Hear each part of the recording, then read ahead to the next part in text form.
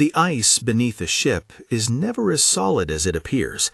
As soon as the frozen sea shook lightly, the Archaic Navigators changed course in the mist, their wooden vessel creaking as it turned away from what their instruments couldn't explain, but their instincts understood.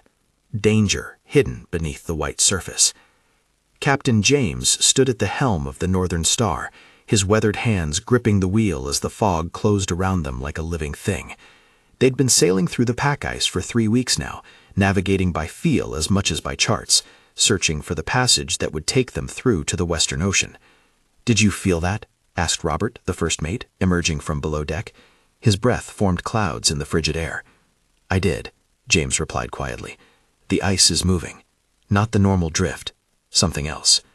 The Northern Star was a trader vessel, built strong for northern waters, but not designed for what they were attempting. They carried a crew of 18 men and a cargo of furs and tools meant for settlements on the western coast. The southern route around the continent would take months longer and risk the autumn storms. The northern passage, if they could find it, would save time and supplies. But the ice had other plans. The mist that surrounded them was unlike any fog James had seen in 30 years of sailing.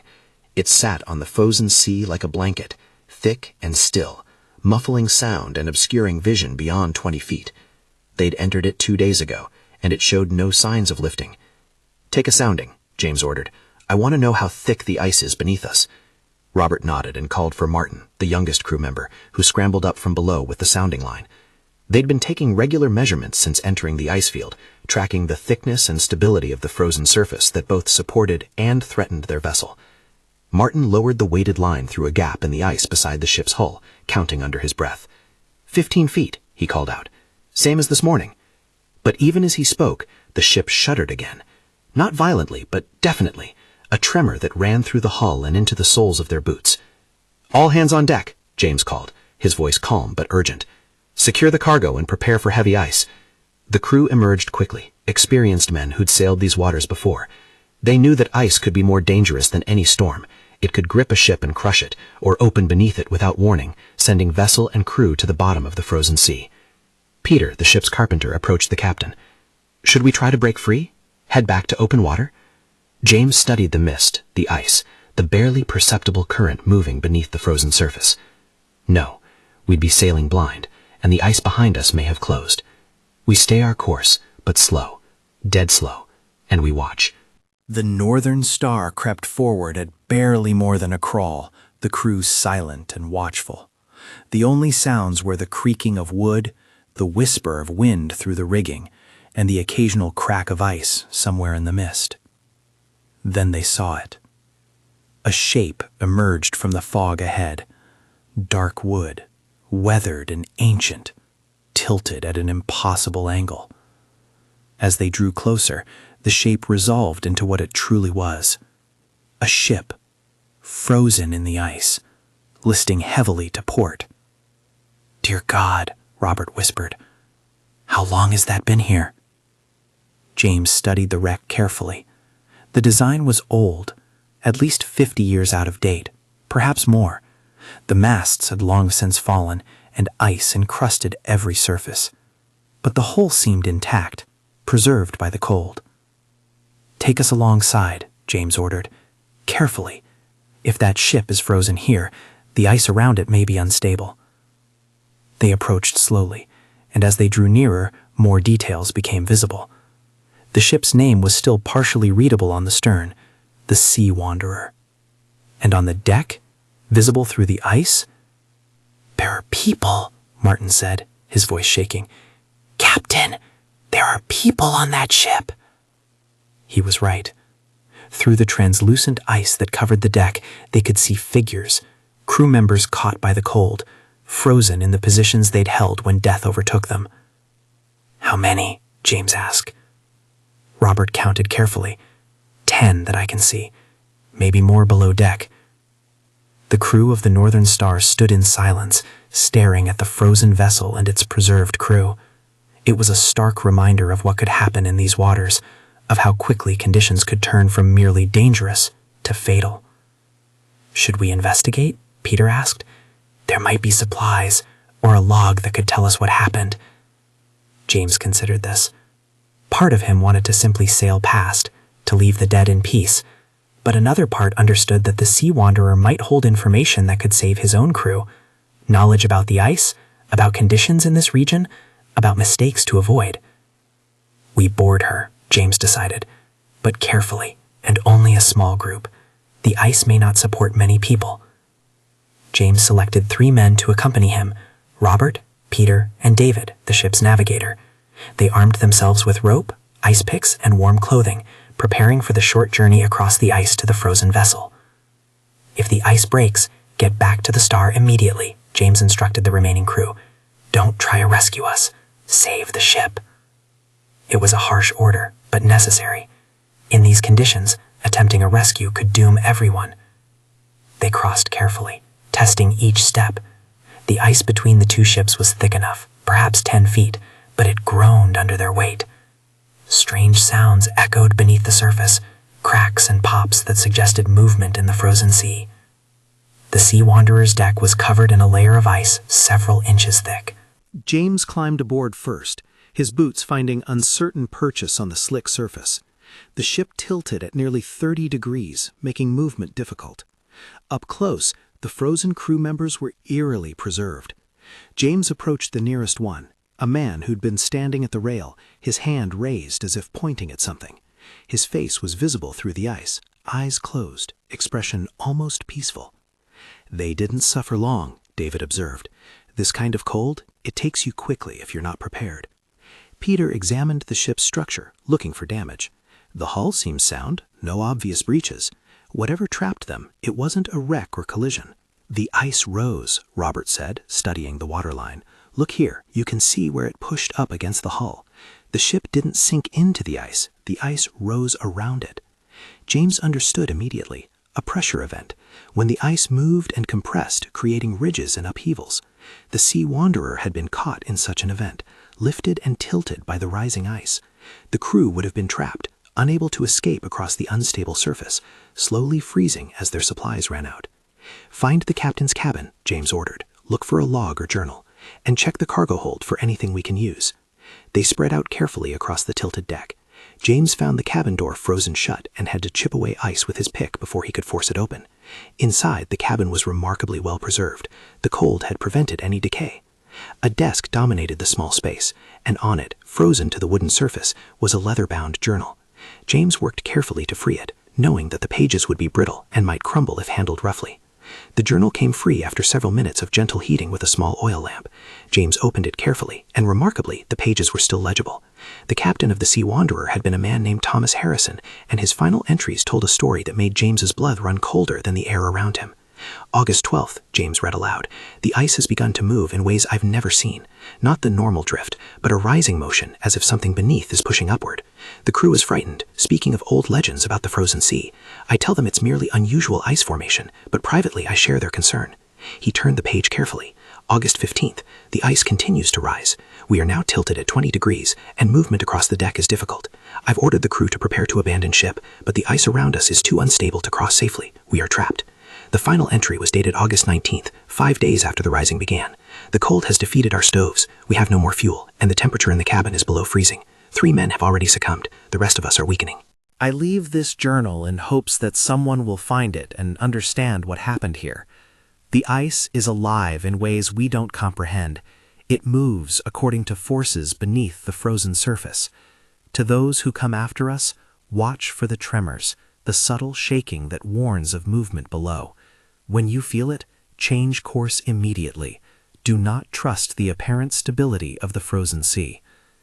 James closed the journal carefully and looked at Robert. We need to leave, now. Why? What did it say? The same thing that's happening to us. The ice is moving, rising. That's what we felt, the beginning of a pressure event. If we don't get clear, we'll end up like the Sea Wanderer. They hurried back across the ice to the northern star, James carrying the journal and a bag of supplies they'd found in the Sea Wanderer's stores. As they boarded their own vessel, the ice shook again, more noticeably this time. Cast off immediately, James ordered. Full sail, whatever wind we can catch. We need to move. The crew scrambled to obey, raising what sails they could in the still air. The Northern Star had auxiliary oars for exactly this situation, and the men took to them, pulling hard to move the ship through the narrow channels in the ice. Behind them, they could hear the ice groaning, a deep sound that seemed to come from everywhere at once. The frozen sea was responding to forces beneath its surface, pressure building from the movement of currents, or perhaps the slow collision of ice sheets too massive to comprehend. "Where do we go?" Robert asked. "The fog is so thick we can't see which direction is clear." James consulted his compass and the rough charts he'd made of the ice field. "We had south-southwest. The ice was thinner there when we entered. With luck, it still is." They rowed for hours, the men taking turns of the oars, their breath forming clouds in the frigid air. The mist remained thick, revealing and concealing the ice around them with maddening inconsistency. Sometimes they could see 100 feet, other times barely 20. And always beneath them, the ice continued to move. Small tremors at first, then larger ones. The frozen sea was buckling, responding to enormous pressures they couldn't see. "There," Martin called from the crow's nest. "Open water ahead, maybe half a mile." James felt a surge of hope. If they could reach open water, they'd be safe from the rising ice. But half a mile through moving ice was still half a mile too far. The tremors grew stronger. To their starboard side, a massive ridge of ice suddenly thrust upward, blocks the size of houses tilting and crashing against each other. The sound was like thunder, and the Northern Star rocked in the water displaced by the moving ice. "Row," James shouted. "Row like your lives depend on it, because they do." The crew pulled harder, every man understanding the stakes. Behind them, they could hear more ice rising, more ridges forming. The frozen sea was transforming, changing from a relatively flat surface into a chaotic landscape of tilted blocks and pressure ridges. The ship lurched suddenly, its hull scraping against ice below the waterline. For a heart-stopping moment, James thought they'd be trapped, lifted like the Sea Wanderer had been. But the Northern Star pushed through, its reinforced hull breaking through the thin ice rather than being caught by it. "We're through," Robert called. "Captain, we're through to open water." James looked ahead and saw it. Dark water, free of ice, stretching away into the fog. They'd made it.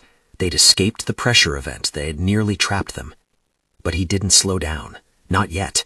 He kept them rowing until they were well clear of the ice field, until the frozen sea was a white line behind them in the mist. Only then did he allow the crew to rest. The men collapsed over their oars, exhausted but alive. They'd been rowing for nearly 6 hours straight, pushing themselves beyond normal endurance. But it had saved them. "What was that?" Martin asked between gasping breaths. "What causes the ice to do that?" James pulled out Captain Harrison's journal. "I don't know exactly, but according to this, it's happened before. The ice isn't static. It responds to forces we don't fully understand. Currents, temperature changes, the movement of the sea beneath. When conditions are right, it can rise suddenly, creating pressure ridges and trapping anything caught in them." "The Sea Wanderer's crew," Peter said quietly. "They had no warning?" "They had warning," James corrected. "The same warning we had. The tremors, the small movements, but they either didn't recognize it or couldn't move fast enough. We were lucky. We had their example to learn from." Robert looked back at the ice field, now barely visible in the mist. "Should we try to recover their bodies? Give them a proper burial?" James shook his head. "The ice is too unstable. We'd be risking our own lives for no purpose. The cold has preserved them. They'll remain there, a warning to other sailors who venture into these waters." He opened the journal again, studying the entries more carefully. Captain Harrison had been meticulous in his observations, recording not just what happened, but his theories about why. The journal contained valuable information about ice conditions, navigation hazards, and survival techniques. "We'll copy this," James decided. "Make multiple copies and distribute them to other ships that sail these waters. Harrison's death can at least serve to save others." They sailed south for 2 days, following the edge of the ice field until they found a safe anchorage in a small bay protected by rocky cliffs. Here they could rest and repair any damage from their escape while remaining safe from the moving ice. James gathered the crew that evening in the ship's main cabin. "We need to decide our course from here." The northern passage is clearly more dangerous than we anticipated. We can turn back, take the southern route, or we can continue forward, using what we learned to navigate more carefully. "How much did we learn?" David asked. "I mean, really learn. We know the ice can rise suddenly, but can we predict when it will happen?" James consulted Harrison's journal. According to this, there are signs. The tremors, obviously, but also changes in the water temperature, unusual currents, even the behavior of wildlife. Harrison noted that seals and whales seemed to avoid areas where the ice was unstable. "So we can watch for those signs," Peter said. "Move carefully, stay alert, be ready to retreat quickly." "But is it worth the risk?" Robert countered. "We have enough supplies to take the southern route. It'll take longer, but we'd arrive with the ship and cargo intact." The debate continued for over an hour, each man voicing his opinion. Some wanted to turn back, choosing safety over speed. Others wanted to push forward, arguing that the knowledge they'd gained gave them an advantage Harrison hadn't had. Finally, James made his decision as captain. "We continue forward, but cautiously. We'll sail during the day only, when visibility is best. We'll take regular soundings and watch for any sign of instability. And if we feel even a single tremor, we retreat immediately. No hesitation, no second guessing." The crew accepted this decision. They trusted James's judgment, and they understood that turning back would add months to their journey. Better to push forward carefully than to give up when they'd already come so far. They spent 3 days in the protected bay, resting and preparing. Peter reinforced the hull with additional planking, creating extra protection against ice impacts. David plotted their course carefully, identifying alternative routes they could take if the primary path proved too dangerous. The cook, a man named William, took inventory of their supplies and rationed carefully. "We have food for 8 weeks," he reported. "Water for 6, assuming we can melt ice when needed. If we're careful, we can make it through the passage and reach the western settlements with a margin to spare." James nodded. "Make it 7 weeks of food. Keep a week in reserve in case we run into delays." On the 4th day, they set sail again, heading northwest into the ice field. The mist had lifted somewhat, giving them better visibility, though the air remained bitterly cold. This time they moved more deliberately. Every 2 hours they stopped and took a full set of measurements: ice thickness, water temperature, current direction, and air pressure. James recorded everything in his own journal, building on Harrison's observations. They also watched for wildlife. Seals basked on ice floes, and occasionally they spotted whales surfacing in leads of open water. These animals knew the ice intimately, had evolved to survive in these conditions. Their behavior could provide clues that human senses might miss. 3 days into their renewed journey, Martin spotted something from the crow's nest. "Captain, there's something strange ahead." James climbed up to see what had caught the young man's attention. In the distance, perhaps 2 miles away, the ice seemed different. It wasn't flat like most of the field, but ridged and jumbled, creating a barrier that stretched across their planned course. "That's a pressure ridge," James said, "formed when ice sheets collided and pushed up against each other. We'll need to find a way around it." They altered course, sailing parallel to the ridge while looking for a gap. As they drew closer, the scale of the formation became apparent. The ice blocks rose 30 feet high in places, tilted and stacked in chaotic formations. "There," Robert pointed, "a channel through the ridge, about a 1/4 mile ahead." They approached the channel carefully. It was narrow, perhaps 50 feet wide, with walls of broken ice rising on either side. James didn't like it. If the ice moved while they were in the channel, they'd be tracked, but the alternative was adding days to their journey by sailing around the entire ridge.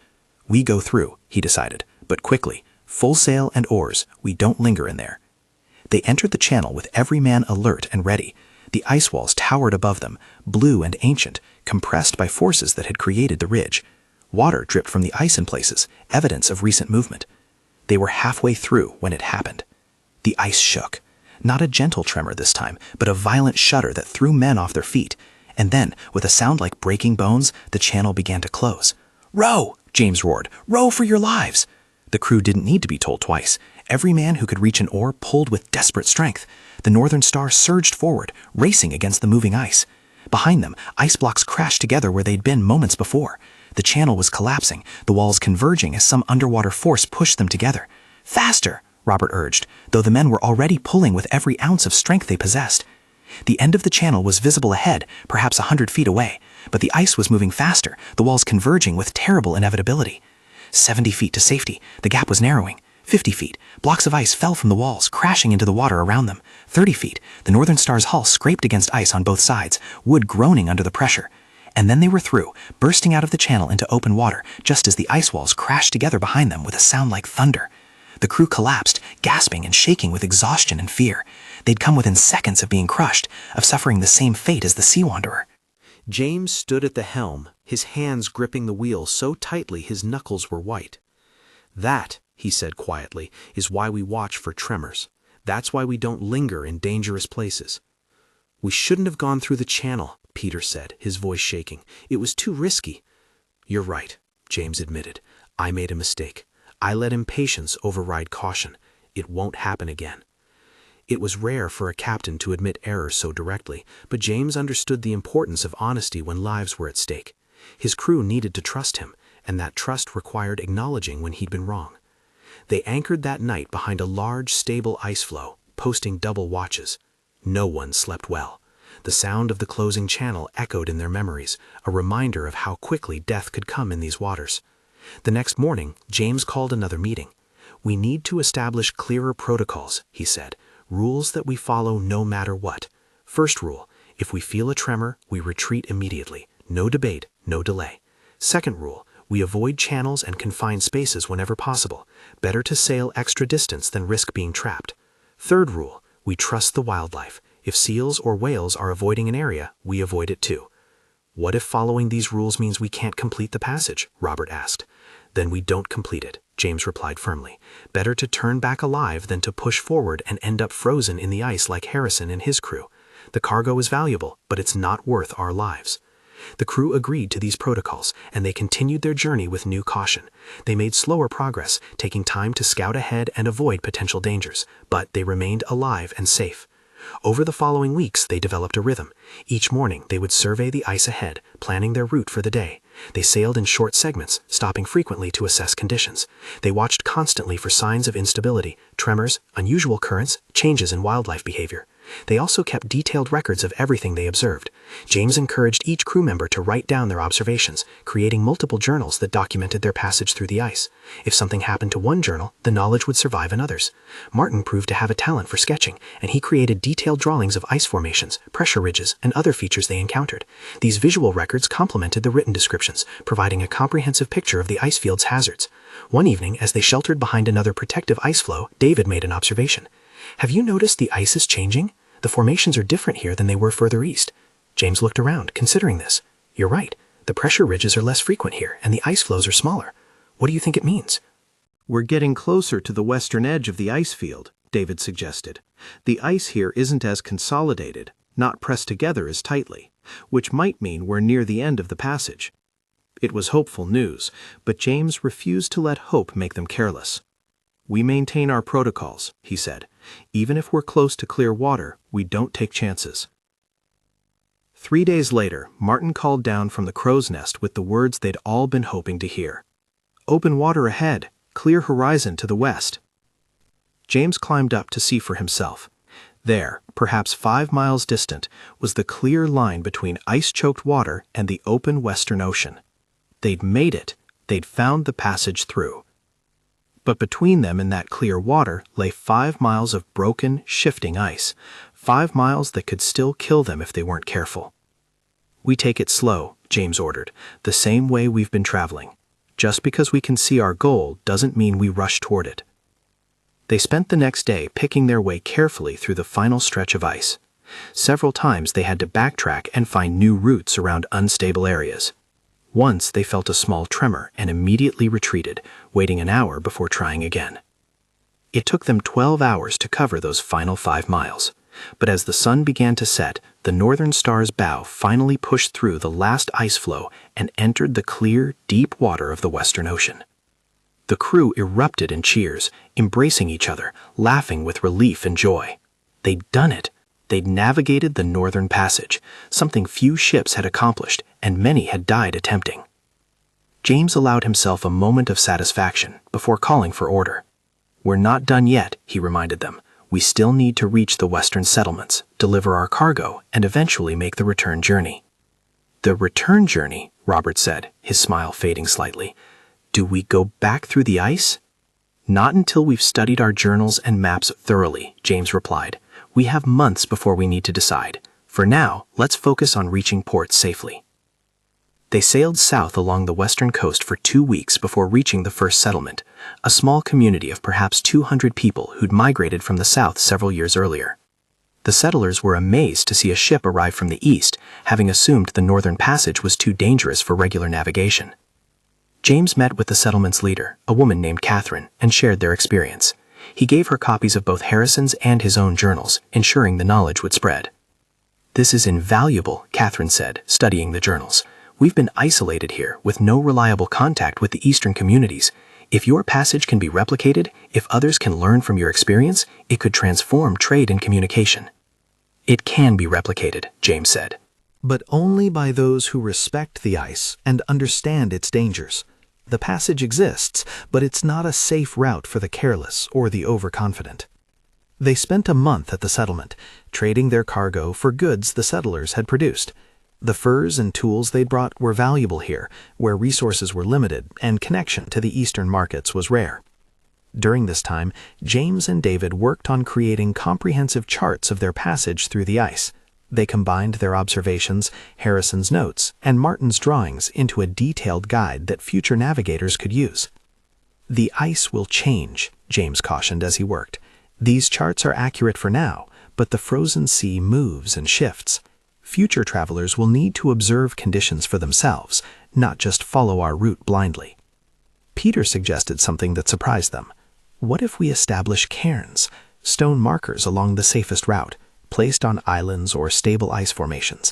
They could guide future ships." It was an ambitious idea, but a good one. They discussed it with Catherine, who agreed to help organize expeditions to place such markers. It would take years to complete, but it could make the passage significantly safer. As winter approached, James and his crew prepared for the return journey. They'd spent 6 months at the western settlements, gathering supplies and rest, but they couldn't stay forever. They had families and responsibilities back east. The return passage was scheduled for early spring, when the ice would be breaking up, but before the summer storms made sailing dangerous. It was a narrow window, but based on their experience, it seemed the safest time. They departed in March, carrying letters and goods from the western settlers to their relatives in the east. The Northern Star was heavily loaded, but they'd reinforced the hull further during their stay, adding extra protection against ice. The journey back was both easier and harder than the westward passage. Easier because they knew the route and the dangers. Harder because the ice was in its spring breakup, creating conditions that were less predictable. They encountered pressure ridges that hadn't existed on their first passage, and open water where solid ice had been. The frozen sea was transforming, responding to warmer temperatures and changing currents. But they had their protocols, their observations, their hard-won knowledge. When they felt tremors, they retreated. When they saw unstable ice formations, they navigated around them. When wildlife avoided certain areas, they avoided them too. 6 weeks after leaving the western settlements, they spotted familiar landmarks on the eastern coast. They'd completed the round trip, becoming one of the few ships to navigate the northern passage in both directions. News of their journey spread quickly. Other captains wanted to hear about their experience, to study their charts and journals. James shared everything freely, knowing that knowledge hoarded was knowledge wasted. Some captains were dismissive, claiming they could make the passage faster, more efficiently. James warned them against overconfidence, reminding them of the sea wanderer's fate. But he knew some wouldn't listen, would take unnecessary risks. He was right. The following year, 2 ships attempted the passage. One made it through successfully, following James's protocols and respecting the ice. The other was never seen again, presumably lost to the same forces that had claimed the sea wanderer. James felt responsible, wondering if he should have emphasized the dangers more strongly. But Catherine, who'd traveled east with them to establish trade agreements, helped him understand. "You did what you could," she said. "You shared your knowledge honestly. Some people will always believe they're smarter than those who came before, that the rules don't apply to them. You can't prevent every tragedy." Still, James had Harrison's journal and his own experience copied and distributed widely. He gave lectures to maritime societies, describing the dangers of the frozen sea and the importance of cautious navigation. He trained other navigators in ice observation and safety protocols. Over the years, the Northern Passage became more regularly traveled, though it never became routine. The ice was too unpredictable, too powerful. But James's journals and charts, combined with Harrison's earlier observations, provided a foundation of knowledge that saved countless lives. James made the passage 3 more times before his age and the sea's demands made him retire from long-distance sailing. Each journey added to his understanding, revealed new aspects of the ice's behavior, provided additional warnings and wisdom. On his final voyage, when he was 58 years old, James carried with him a young navigator named Henry, who was eager to learn. They stood together on the deck of the Northern Star as they entered the ice field, now familiar but still commanding respect. "Tell me about the first time," Henry said, "when you found the Sea Wanderer." James shared the story, describing how they'd discovered the frozen ship and its preserved crew, how Harrison's journal had warned them of the danger just in time. "Without that warning," Henry said, "you would have been trapped too." "Perhaps," James agreed, "or perhaps we would have recognized the danger on our own. We'll never know. But Harrison's knowledge certainly made our survival more likely. That's why we pass knowledge forward, not because we think those who come after us are incapable of figuring things out themselves, but because we can spare them the need to learn everything the hard way." They completed that final passage safely, adding new observations to the growing body of knowledge about the frozen sea.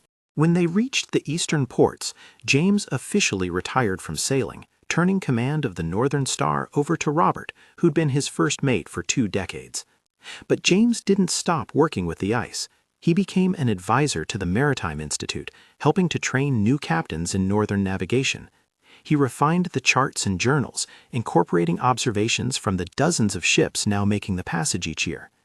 The stone cairns Peter had suggested were now in place, marking safe routes through the most treacherous sections of the ice field. A network of weather stations had been established, providing reports on ice conditions. The passage, while never safe, had become navigable for those who approached it with proper preparation and respect. 20 years after James's first passage, the northern route carried significant trade between east and west. The settlements on both coasts had grown into proper towns. Regular mail service had been established. The frozen sea, once an impassable barrier, had become a bridge.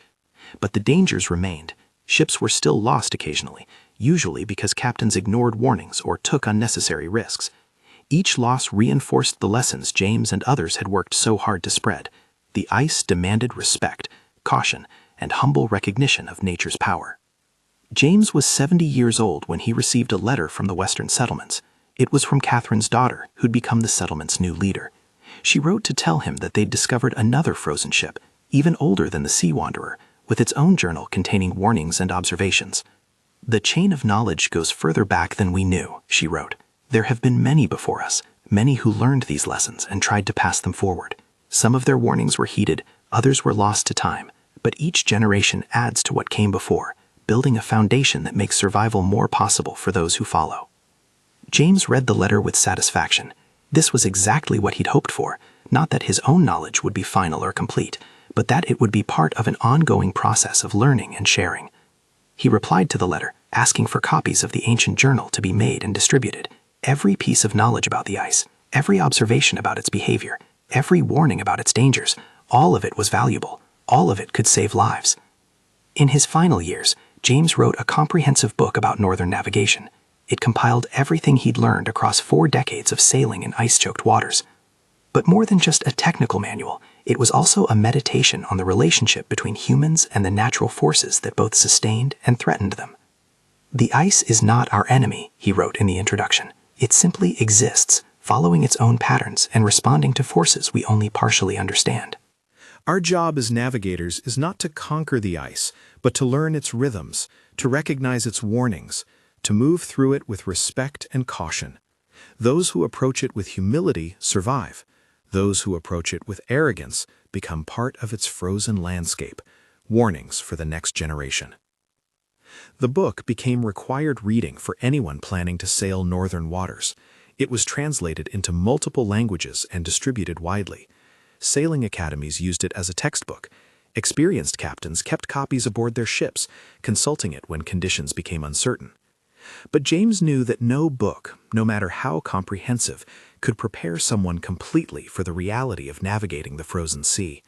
Experience was the final teacher, and each captain had to develop their own instincts, their own feel for the ice. What he could provide was a foundation, a starting point that spared new navigators the need to learn everything from scratch. They could build on his experience, add their own observations, and pass the growing body of knowledge forward to those who came after them. On a cold morning in his 76th year, James stood at the harbor watching ships prepare for the northern passage. It was spring, the traditional departure time, and half a dozen vessels were being loaded with cargo and supplies. Robert, now a grizzled veteran himself, stood beside him. "Still wish you were going?" he asked. James smiled. "Part of me, yes. But I've made my voyages. It's time for others to make theirs." They watched as the ships cast off, one by one, heading north toward the ice. James knew that most would make it through safely, guided by the charts and knowledge that he and others had accumulated. A few might not make it, victims of bad luck or poor judgment, but the percentage of successful passages had increased dramatically since his first journey all those years ago. "We did good work," Robert said quietly. "We did," James agreed. "But the work continues. The ice doesn't stop moving. Conditions don't stop changing. Each generation of navigators will need to adapt our knowledge to their circumstances. That's as it should be. We're not trying to solve navigation forever. We're just making it easier for those who come after us." A young captain approached them, a woman named Sarah who was preparing for her first northern passage. "Captain James, I wanted to thank you. I've studied your journals, used your charts. Without them, I wouldn't have the confidence to attempt this journey." "The journals aren't enough," James cautioned gently.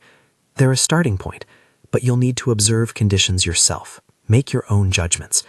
Don't trust the charts completely. The ice may have changed since they were drawn. And most importantly, if you feel the frozen sea shake, even lightly, change course immediately. Don't second-guess that instinct." Sarah nodded seriously. "I understand." Trust the ice to tell me what it's doing, not what I want it to be doing. Exactly, James said, pleased that she'd grasped the essential lesson. The ice doesn't lie, doesn't deceive. It simply moves according to its nature. Our job is to read those movements correctly and respond appropriately. Sarah thanked him again and returned to her ship. James and Robert watched as her vessel, the Morning Light, raised its sails and headed north. "She'll do well," Robert predicted. "She has the right attitude, respectful but not frightened." James agreed. That's the balance. Too much fear makes you hesitant, unable to move when movement is necessary. Too little fear makes you reckless, blind to danger. The ice requires a middle path, aware of the risks but not paralyzed by them. James died peacefully in his sleep 2 years later, at the age of 78. His funeral was attended by hundreds of people, sailors he'd trained, merchants whose goods he'd transported, settlers whose lives had been improved by the trade route he'd helped establish. Robert gave the eulogy, speaking about James's character and achievements. "He never claimed to have conquered the ice," Robert said. "He knew that was impossible. What he did was learn to move through it safely, and, more importantly, he shared that knowledge freely with anyone who would listen. He saved lives not through his own skill alone, but by teaching others, by building a foundation of knowledge that continues to grow." James's book remained in print for decades, constantly updated by new editors who added observations from more recent voyages. The charts were revised regularly, reflecting changes in the ice and new discoveries about safe routes. The Northern Passage became an established trade route, though it was never taken for granted. Every captain who sailed it understood the risks, respected the power of the ice, and followed the protocols that James and others had established. And occasionally, frozen ships were still discovered, some recent, others ancient, each one a reminder of the ice's power, and a source of new knowledge about past attempts to navigate these dangerous waters. One such discovery, made 30 years after James's death, was particularly significant. A ship dating back nearly 2 centuries was found preserved in the ice, and its captain's journal revealed observations that predated anything in the existing archives. The ancient captain had written about the frozen sea's movements, about tremors and pressure events, about the importance of watching wildlife for clues about ice stability. It was remarkable how similar his observations were to James's, despite the centuries between them. The discovery reinforced something James had always believed, that knowledge about the natural world was universal and timeless. Different people in different eras would observe the same phenomena and reach similar conclusions, as long as they approached the ice with open minds and careful attention. The ancient journal was added to the growing archive of northern navigation knowledge, one more link in the chain that connected past, present, and future. And on the title page, the curator who cataloged it wrote a note. "This captain, whose name we don't know, tried to pass forward what he learned, just as James and Harrison and countless others have done. We honor him by continuing that tradition. As the decades passed, technology advanced. Ships became stronger, better equipped for ice navigation. Weather forecasting improved, giving captains more warning about dangerous conditions. Radio communication allowed ships to share real-time information about ice conditions. But the fundamental lessons remained the same. Respect the ice. Watch for tremors. Don't trust apparent stability. Have an escape route planned. Trust wildlife's instincts. Move deliberately, not recklessly. New captains still read James's book, still studied the old journals, still learned from the experiences of those who'd come before. The technology had changed, but the ice's nature hadn't. It still moved according to ancient patterns, still responded to forces beneath the frozen surface, still demanded respect from those who traveled across it. 100 years after James's first voyage, the Northern Passage was part of regular shipping lanes. Thousands of ships made the journey each year, carrying goods and people between the eastern and western coasts. What had once been a dangerous adventure had become routine, though wise captains never forgot the dangers that routine could hide. The Maritime Institute maintained a Hall of Navigators, honoring those who'd contributed significantly to northern exploration and navigation. James's portrait hung there, alongside Harrison's and dozens of others who'd added to the collective knowledge. But more important than any portrait or honor was the knowledge itself. The journals, the charts, the observations, the protocols. This knowledge lived on in every successful passage, in every ship that navigated safely through the ice, in every captain who read the tremors correctly and changed course in time. The frozen sea continued its ancient rhythms, advancing and retreating, forming pressure ridges and opening leads, responding to forces older than human memory. It remained powerful, dangerous, demanding respect. But it was no longer impassable, no longer an absolute barrier between East and West. Human beings had learned to move through it, not by conquering it, but by understanding it, by recognizing its patterns and respecting its power. They'd learned from their mistakes and from the mistakes of those who came before. They'd built a foundation of knowledge that made survival possible. And at the heart of that knowledge, passed down through generations of navigators, was a simple lesson. As soon as the frozen sea shakes lightly, change course. Don't question it. Don't hesitate. Don't trust that the ice will remain stable. The tremor is a warning. Heed it.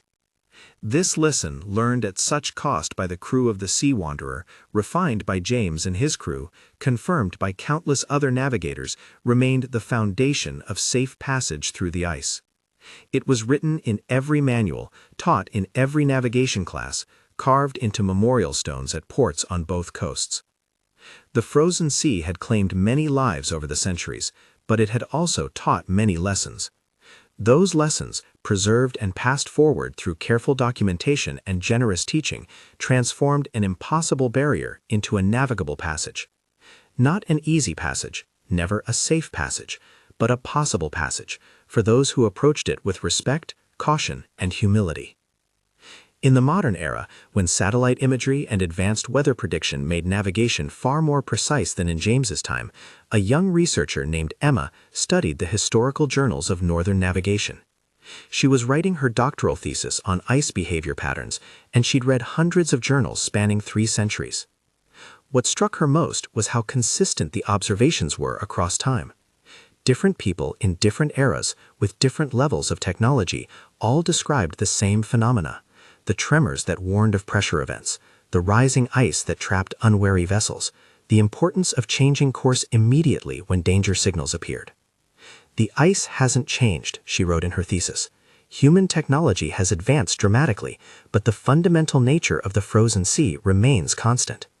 What has changed is our collective knowledge about how to navigate safely.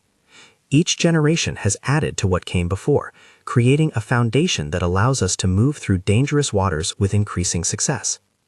She included extensive quotations from James's journals, from Harrison's final entries, from dozens of other navigators who'd contributed to the growing understanding of ice navigation. Her thesis became a published book, introducing a new generation to the history and lessons of northern exploration. Reading her work, one could trace the evolution of knowledge, from the earliest, most primitive observations to the sophisticated modern understanding of ice dynamics.